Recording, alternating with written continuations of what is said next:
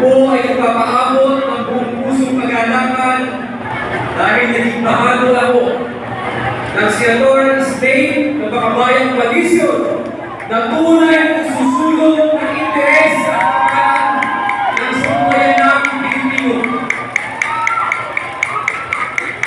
Ang sektor ng mga isda bilang pinakamahirap sa sektor ng ating lipunan sa isang bansang archipelago ay dapat lamang na magkaroon ng tunay na katawan sa ating pamahalaan.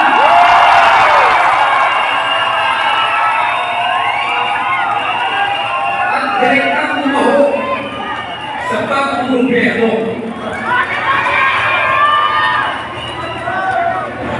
Ang mga pamagdambog ng proyekto ng komersyon, privatisasyon, at reklamasyon ay higit na nagsasadrak sa mga mangisda sa umuloy ng kahirapan.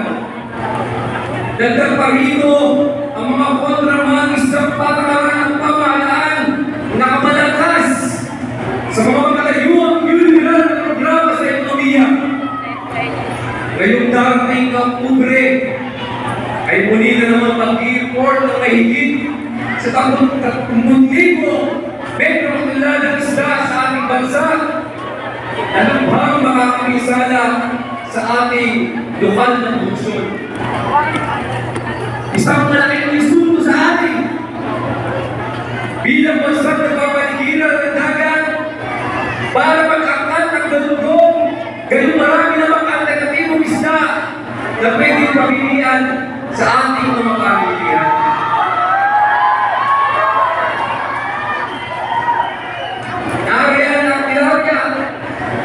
Bangus at marami pang ibang lokal na isda na dapat tinatangkilik imbis na ang pinasang important na isda at galunggong nakibang tao sa kalusugan. Imbis na suportahan ang lokal na produksyon sa pamagitan ng magbulong subsidyo ay patuloy ang pagsandig ng pamahalaan sa importasyon. Mga isda rin ang unang umiinda sa nagagalang na layuang paghihimasok at pandarambong sa West Philippine Sea. Nariyan ang China na patuloy sa panghaharas sa mga mangingisdang Pilipino, dinadambong ang likas yaman at iba pang rekurso na nagdudulot ng pagbagsak ng kabuhayan ng mga mangingisda. Nariyan din ang malaganap na international militar ng imperialistang Estados Unidos na higit ang nagdadagay sa panganib sa ating kasarindan at seguridad.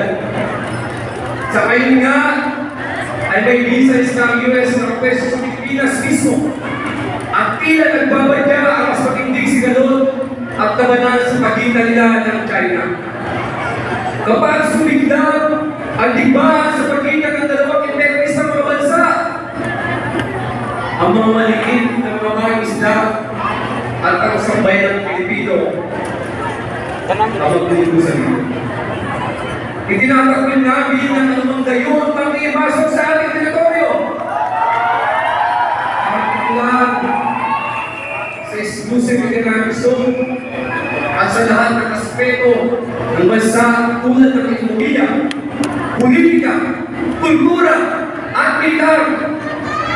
Ang lahat ng mga bayan ang ganap na kalayaan ng ating bayan.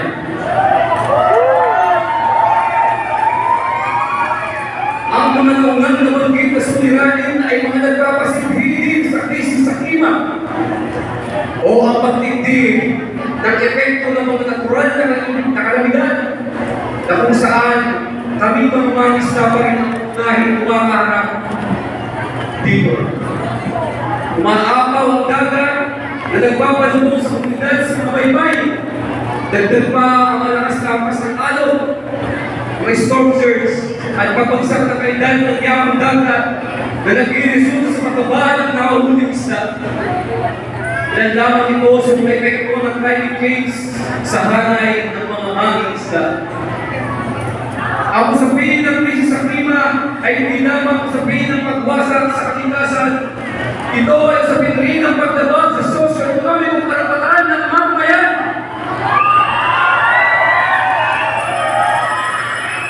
Kinakailangan isulong ang walang proteksyon at pangalaga sa kalikasan na nakabatay sa karapatan ng lahat ng mamamayan sa masagana, balanse at sosyal na ekonomiya. Karapatan